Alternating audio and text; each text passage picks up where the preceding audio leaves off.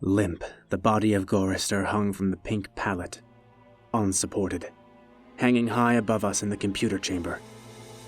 And it did not shiver in the chill, oily breeze that blew eternally through the main cavern. The body hung head down, attached to the underside of the pallet by the sole of its right foot. It had been drained of blood through a precise incision made from ear to ear under the lantern jaw. There was no blood on the reflective surface of the metal floor. When Gorister joined our group and looked up at himself, it was already too late for us to realize that, once again, Am had duped us, had had its fun. It had been a diversion on the part of the machine. 3 of us had vomited, turning away from one another in a reflex as ancient as the nausea that had produced it. Gorister went white. It was almost as though he had seen a voodoo icon and was afraid of the future. "Oh God," he mumbled and walked away. The 3 of us followed him after a time and found him sitting with his back to one of the smaller chittering banks, his head in his hands. Ellen knelt down beside him and stroked his hair. He didn't move, but his voice came out of his covered face quite clearly. "Why doesn't it just do us in and get it over with? Christ, I don't know how much longer I can go on like this." It was our 109th year in the computer. He was speaking for all of us. Nimdok, which was the name the machine had forced him to use because Am amused itself with strange sounds, was hallucinating that there were canned goods in the ice caverns. Gorister and I were very dubious. "It's another shuck," I told them, "like the goddamn frozen elephant Am sold us." Benny almost went out of his mind over that one. "We'll hike all that way and it'll be putrefied or some damn thing. I say forget it. Stay here. It'll have to come up with something pretty soon or we'll die." Benny shrugged. 3 days it had been since we'd last eaten.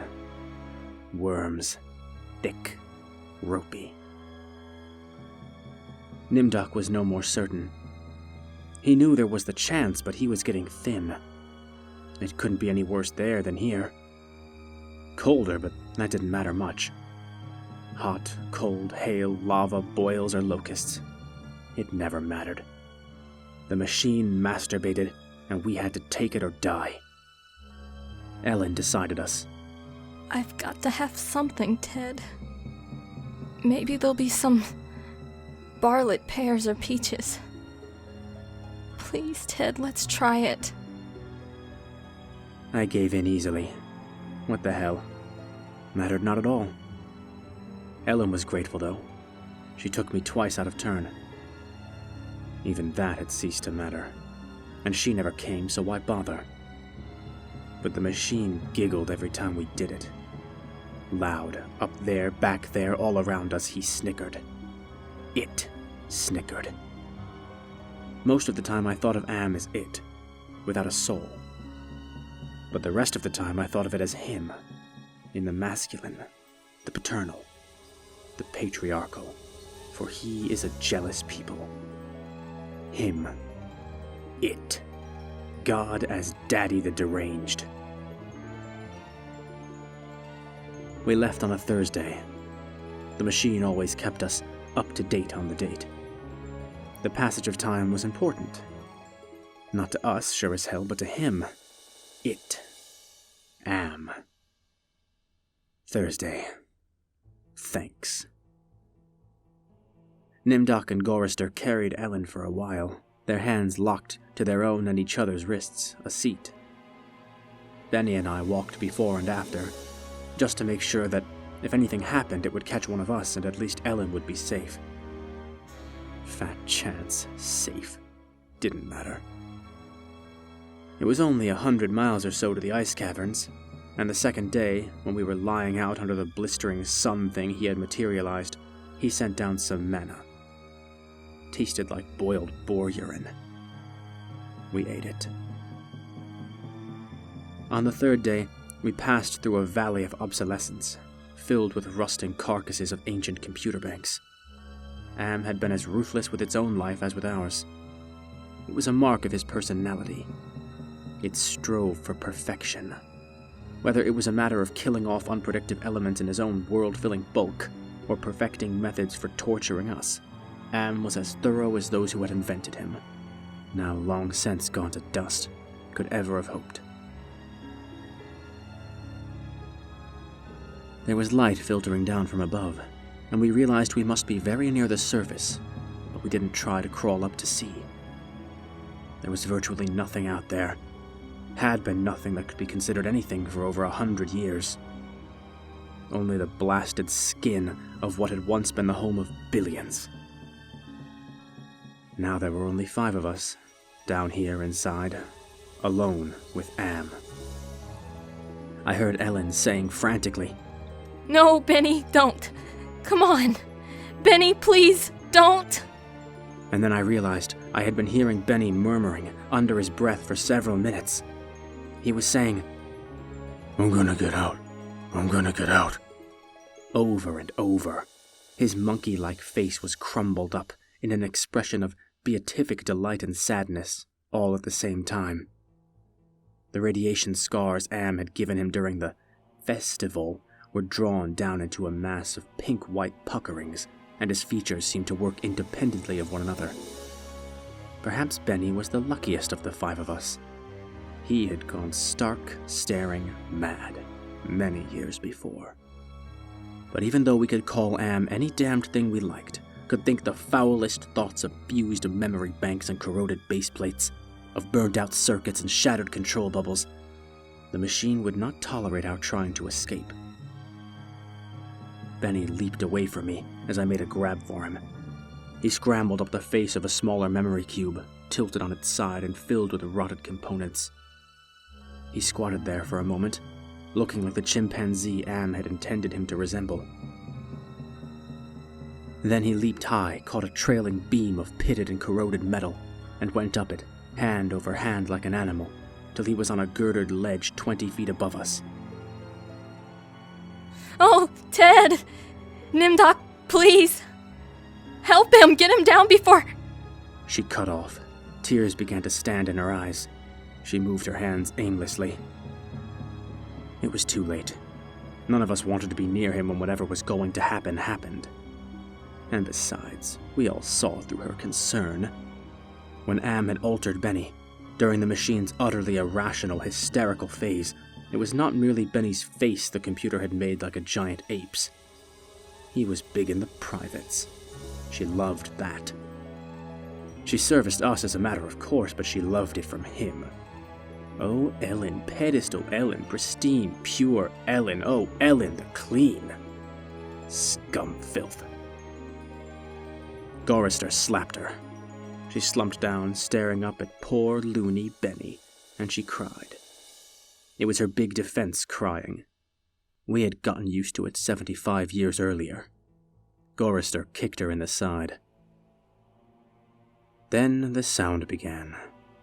It was light, that sound. Half sound and half light, something that began to glow from Benny's eyes and pulse with growing loudness. Dim sonorities that grew more gigantic and brighter as the light sound increased in tempo.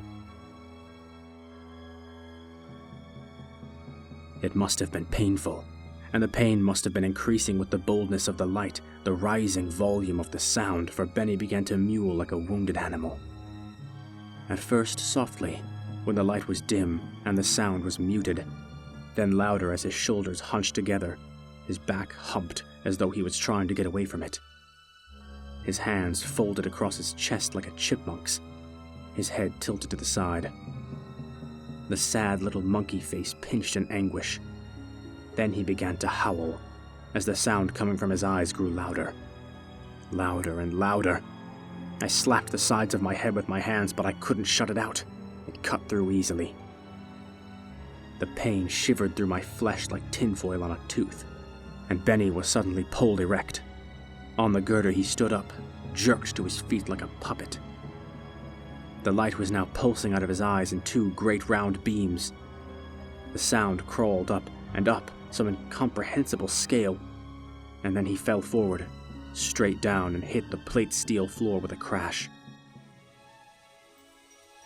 He lay there, jerking spastically as the light flowed around and around him and the sound spiraled up out of normal range. Then the light beat its way back inside his head, the sound spiraled down and he was left lying there, crying piteously. His eyes were two soft, moist pools of pus-like jelly. Am had blinded him. Gorister and Nimdoc and myself, we turned away, but not before we caught the look of relief on Ellen's warm, concerned face. Sea-green light suffused the cavern where we made camp. Am provided punk and we burned it, sitting huddled around the wan, pathetic fire, telling stories to keep Benny from crying in his permanent night. What does Am mean? Gorister answered him. We had done this sequence 1,000 times before, but it was Benny's favorite story. At first it meant Allied Master Computer, and then it meant Adaptive Manipulator. And later on it developed sentience and linked itself up, and they called it an aggressive menace. But by then, it was too late. And finally it called itself AM, Emerging Intelligence, and what it meant was, I am cogito ergo sum. I think, therefore I am. Benny drooled a little and snickered. There was the Chinese AM, and the Russian AM, and the Yankee AM, and... He stopped. Benny was beating on the floor plates with a large, hard fist. He was not happy. Gorister had not started at the beginning. Gorister began again. The Cold War started, and became World War III, and just kept going. It became a big war, a very complex war, so they needed the computers to handle it. They sank the first shafts and began building AM. There was the Chinese AM, and the Russian AM, and the Yankee AM, and everything was fine until they had honeycombed the entire planet, adding on this element and that element. But one day, AM woke up and knew who he was. And he linked himself, and he began feeding all the kill data, until everyone was dead, except for the 5 of us. And AM brought us down here. Benny was smiling sadly. He was also drooling again. Ellen wiped the spittle from the corner of his mouth with the hem of her skirt. Gorister always tried to tell it a little more succinctly each time, but beyond the bare facts there was nothing to say. None of us knew why Am had saved 5 people, or why our specific 5, or why he spent all his time tormenting us, or even why he had made us virtually immortal. In the darkness, one of the computer banks began humming. The tone was picked up half a mile away down the cavern by another bank. Then one by one, each of the elements began to tune itself, and there was a faint chittering as thought raced through the machine. The sound grew, and the lights ran across the faces of the consoles like heat lightning. The sound spiraled up till it sounded like a million metallic insects, angry, menacing. What is it? Ellen cried. There was terror in her voice. She hadn't become accustomed to it, even now. It's going to be bad this time, Nimdoc said. He's going to speak. I know it, Gorister said. Let's get the hell out of here, I said suddenly, getting to my feet. No, Ted. Sit down. What if he's got pits out there? Something else. I can't see. It's too dark. Gorister said it with resignation. Then we heard... I don't know. Something moving towards us in the darkness. Huge, shambling, hairy, moist. It came toward us. We couldn't even see it, but there was the ponderous impression of bulk, heaving itself toward us. Great weight was coming at us, out of the darkness, and it was more a sense of pressure, of air forcing itself into a limited space, expanding the invisible walls of a sphere. Benny began to whimper. Nimdok's lower lip trembled, and he bit it hard, trying to stop it.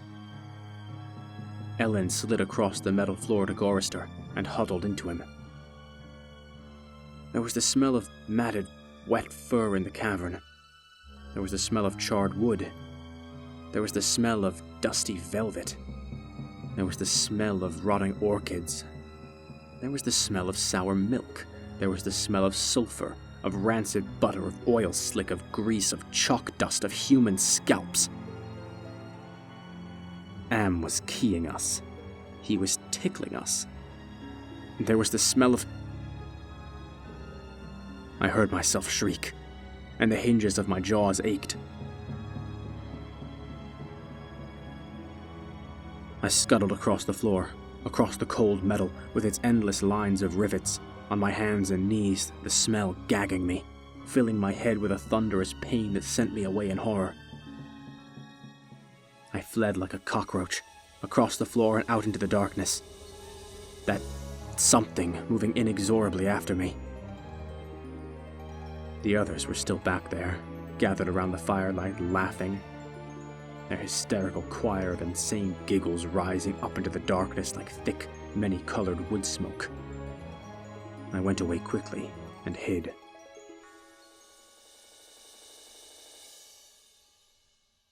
How many hours it may have been, how many days or even years, they never told me. Ellen chided me for sulking, and Nimdok tried to persuade me it had only been a nervous reflex on their part. The laughing. But I knew it wasn't the relief a soldier feels when the bullet hits the man next to him. I knew it wasn't a reflex.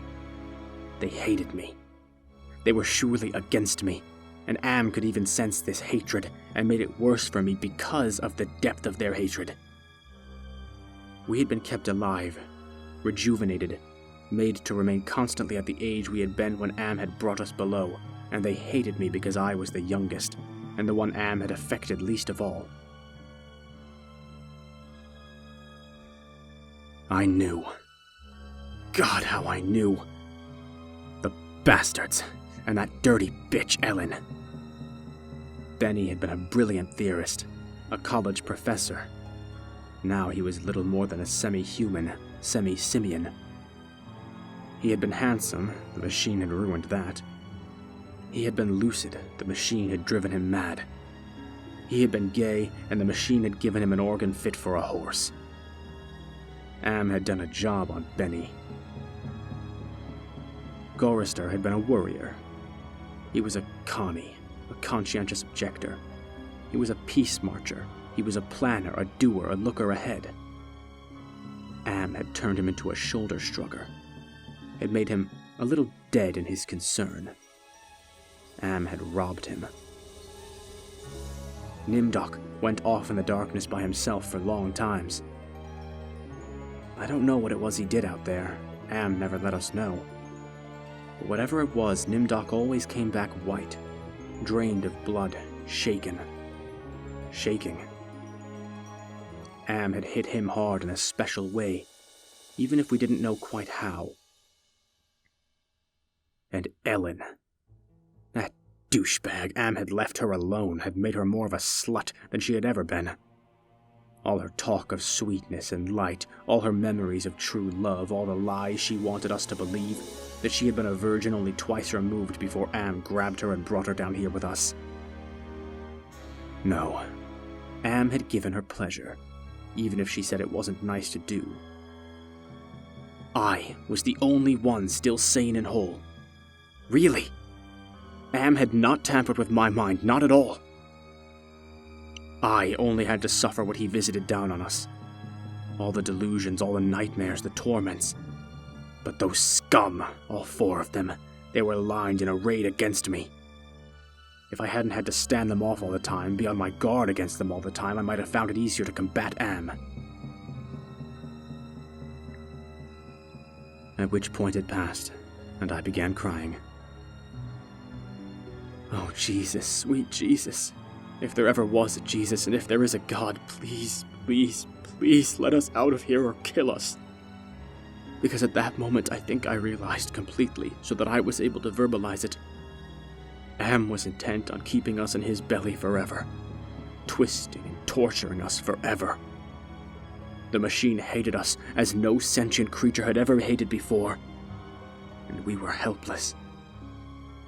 It also became hideously clear. If there was a sweet Jesus, and if there was a God, the God was Am. The hurricane hit us with the force of a glacier thundering into the sea. It was a palpable presence. Winds that tore at us, flinging us back the way we had come, down the twisting, computer-lined corridors of the dark way. Ellen screamed as she was lifted and hurled face forward into a screaming shoal of machines, their individual voices strident as bats in flight. She could not even fall. The howling wind kept her aloft, buffeted her, bounced her, tossed her back and down and away from us, out of sight suddenly as she was swirled around in a bend in the dark way. Her face had been bloody, her eyes closed. None of us could get to her. We clung tenaciously to whatever outcropping we had reached. Benny wedged in between two great crackle-finished cabinets. Nimdok with fingers claw-formed over a railing circling a catwalk 40 feet above us. Gorister plastered upside down against a wall niche formed by two great machines with glass-faced dials that swung back and forth between red and yellow lines whose meanings we could not even fathom.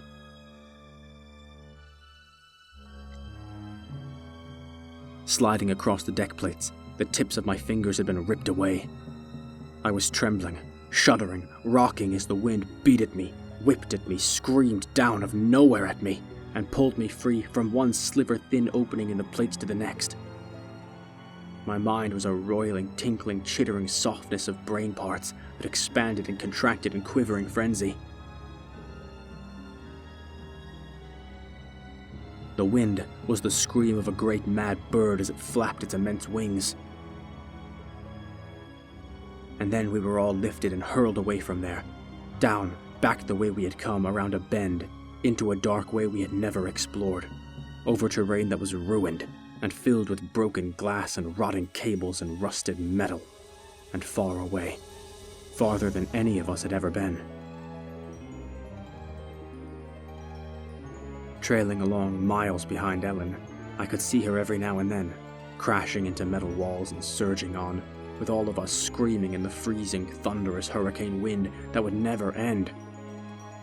And then, suddenly, it stopped, and we fell. We had been in flight for an endless time. I thought it might have been weeks. We fell and hit, and I went through red and grey and black and heard myself moaning. Not dead. Am went into my mind. He walked smoothly here and there, and looked with interest at all the pockmarks he had created in 109 years. He looked at the cross-routed and reconnected synapses, and all the tissue damage his gift of immortality had included. He smiled softly at the pit that dropped into the center of my brain, and the faint, moth-soft murmurings of the things far down there that gibbered without meaning, without pause. Am said, very politely, in a pillar of stainless steel bearing bright neon lettering. Am said it with the sliding, cold horror of a razor blade slicing my eyeball. Am said it with the bubbling thickness of my lungs filling with phlegm drowning me from within. Am said it with the shriek of babies being ground beneath blue-hot rollers. Am said it with the taste of maggoty pork. Am touched me in every way I had ever been touched, and devised new ways at his leisure there inside my mind.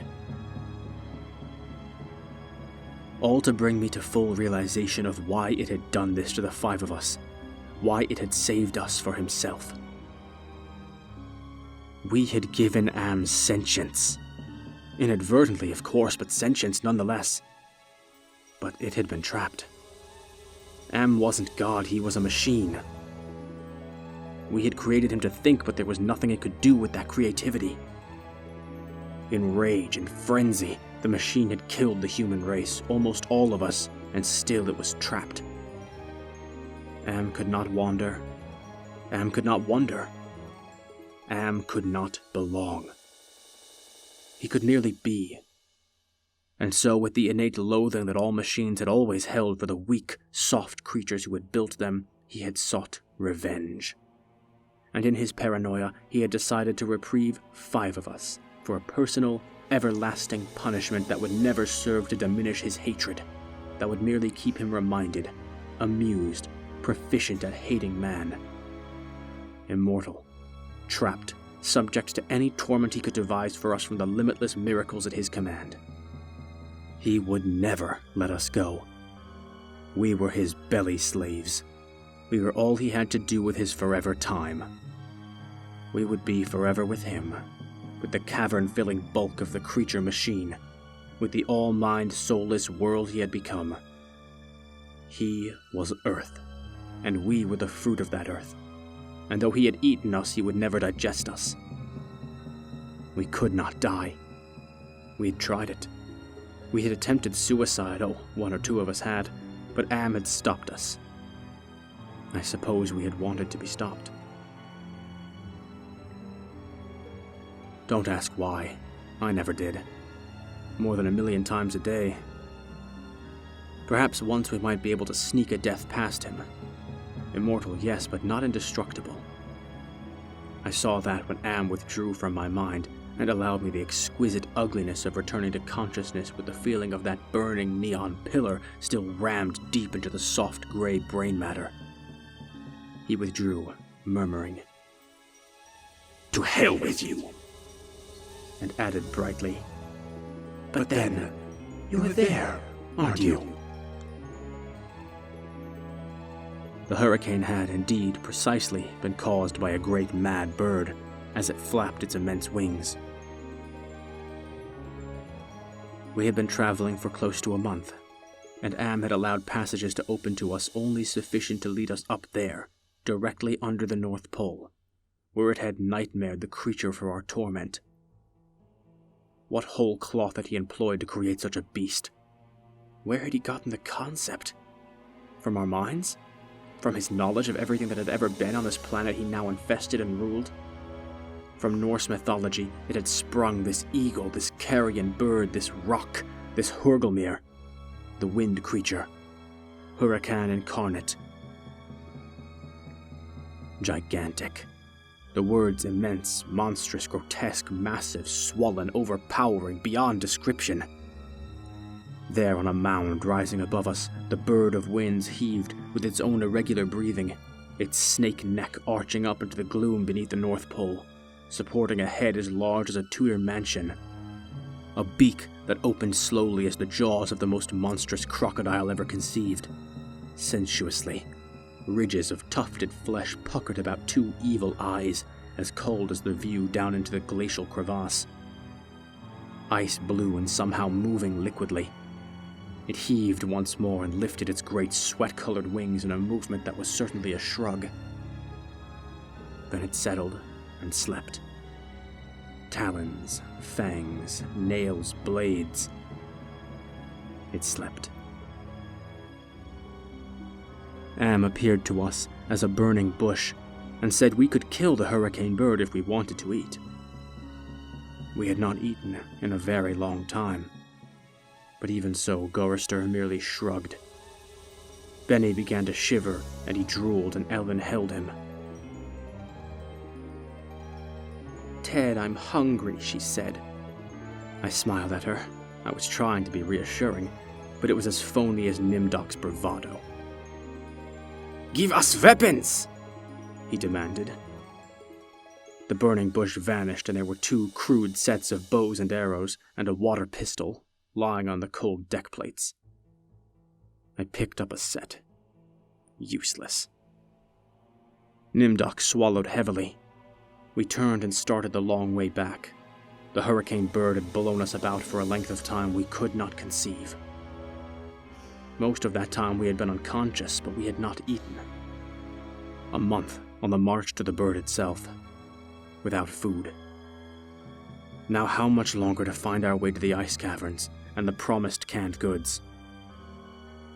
None of us cared to think about it. We would not die. We would be given filth and scum to eat of one kind or another. Or nothing at all.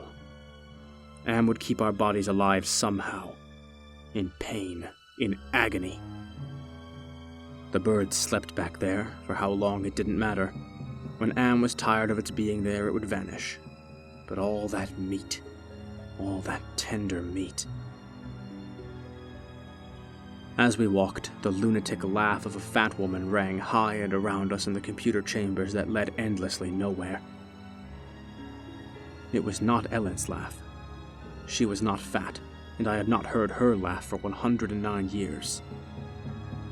In fact, I had not heard...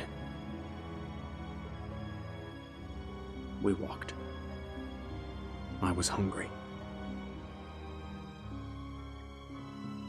We moved slowly. There was often fainting, and we would have to wait. One day he decided to cause an earthquake, at the same time rooting us to the spot with nails through the soles of our shoes.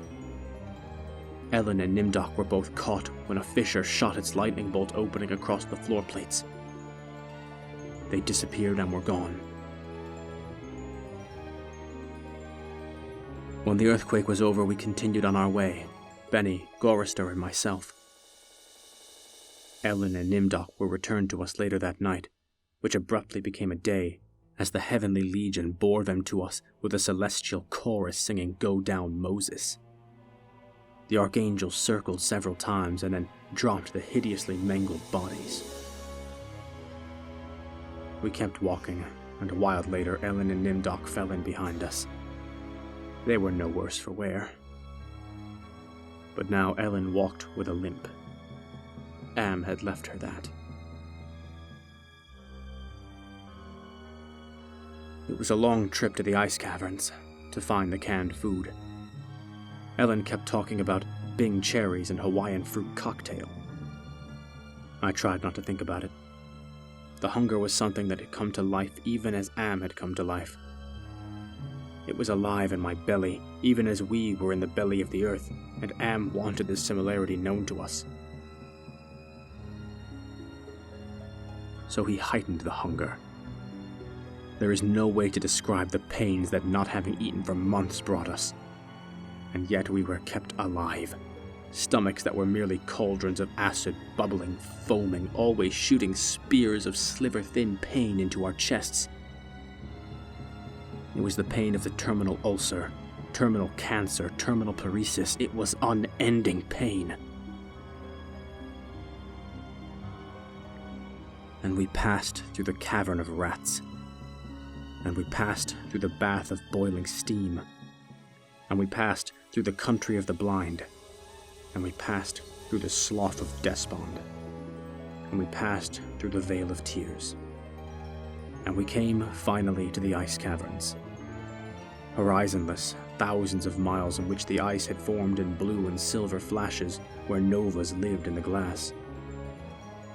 The down-dropping stalactites, as thick and glorious as diamonds that had been made to run like jelly and then solidified in graceful eternities of smooth, sharp perfection.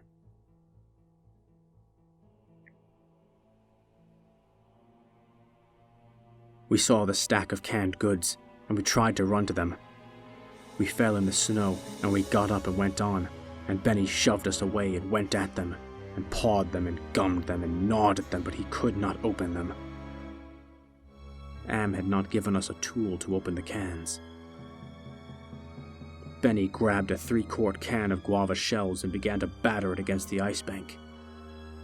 The ice flew and shattered, but the can was merely dented, while we heard the laughter of a fat lady, high overhead and echoing down and down and down the tundra. Benny went completely mad with rage. He began throwing cans, as we all scrabbled about in the snow and ice, trying to find a way to end the helpless agony of frustration. There was no way. Then Benny's mouth began to drool, and he flung himself on Gorister. In that instant, I felt terribly calm. Surrounded by madness, surrounded by hunger, surrounded by everything but death, I knew death was our only way out. Am had kept us alive, but there was a way to defeat him. Not total defeat, but at least peace. I would settle for that. I had to do it quickly. Benny was eating Gorister's face, Gorister on his side, thrashing snow. Benny wrapped around him with powerful monkey legs, crushing Gorister's waist, his hands locked around Gorister's head like a nutcracker, and his mouth ripping at the tender skin of Gorister's cheek. Gorister screamed with such jagged-edged violence the stalactites fell. They plunged down softly, erect in the receiving snowdrifts. Spears, hundreds of them everywhere protruding from the snow. Benny's head pulled back sharply as something gave all at once, and a bleeding, raw white dripping of flesh hung from his teeth. Ellen's face, black against the white snow, dominoes in chalk dust. Nimdok with no expression but eyes, all eyes. Gorister half-conscious, Benny now an animal. I knew Am would let him play. Gorister would not die, but Benny would fill his stomach. I turned half to my right and drew a huge ice spear from the snow. All in an instant. I drove the great ice point ahead of me like a battering ram, braced against my right thigh. It struck Benny on the right side, just under the ribcage, and drove upward through his stomach and broke inside him. He pitched forward and lay still. Gorister lay on his back. I pulled another spear free and straddled him, still moving, driving the spear straight down through his throat. His eyes closed as the cold penetrated. Ellen must have realized what I had decided, even as fear gripped her. She ran at Nimdok with a short icicle, as he screamed and into his mouth, and the force of her rush did the job. His head jerked sharply, as if it had been nailed to the snow crust behind him. All in an instant. There was an eternity beat of soundless anticipation. I could hear Am draw in his breath. His toys had been taken from him. 3 of them were dead, could not be revived. He could keep us alive by his strength and talent, but he was not God. He could not bring them back. Ellen looked at me, her ebony features stark against the snow that surrounded us. There was fear and pleading in her manner, the way she held herself ready. I knew we had only a heartbeat before Am would stop us. Ah! It struck her and she folded toward me, bleeding from the mouth. I could not read meaning into her expression. The pain had been too great, had contorted her face. But it might have been thank you. It's possible. Please. Some hundreds of years may have passed. I don't know. Am has been having fun for some time, accelerating and retarding my time sense. I will say the word now. Now. It took me 10 months to say now. I don't know. I think it has been some hundreds of years.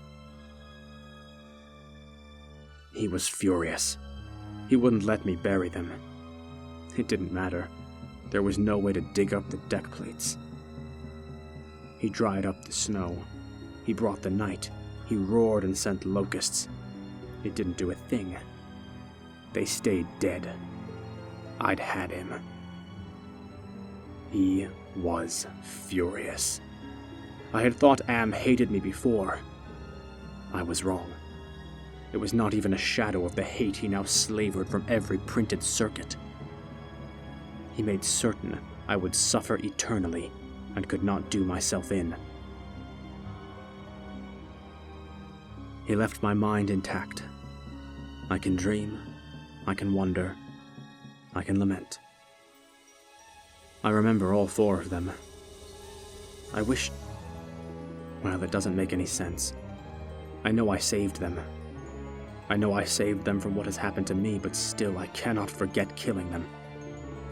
Ellen's face. It isn't easy. Sometimes I want to. It doesn't matter. Am has altered me for his own peace of mind, I suppose. He doesn't want me to run at full speed into a computer bank and smash my skull, or hold my breath till I faint, or cut my throat on a rusted sheet of metal. There are reflective surfaces down here. I will describe myself as I see myself.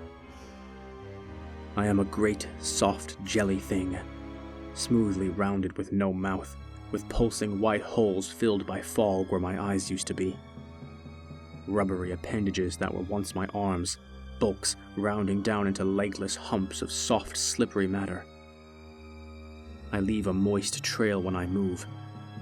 Blotches of diseased, evil gray come and go on my surface, as though light is being beamed from within.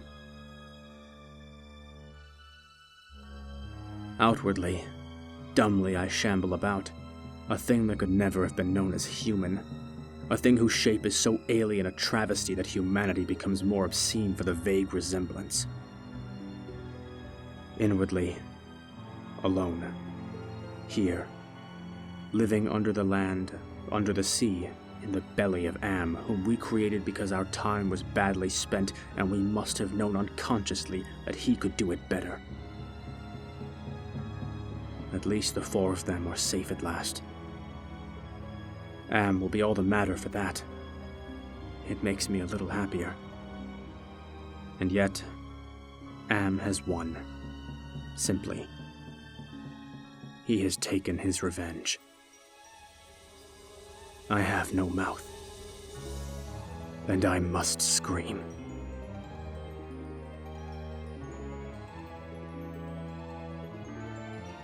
Thank you for listening to our rendition of this classic horror tale. A gigantic thank you to my guest voices who helped me voice the characters of Ellen and Gorister.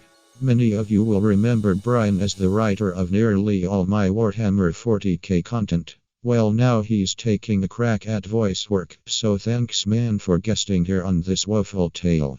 Our other guest voice was the supremely talented WillowWisteria. It was a pleasure and an honor to have her working with me on this video. So if you enjoyed this story and you want to hear more of that silky smooth voice, consider heading on over to her channel using the link in the description. You won't regret it.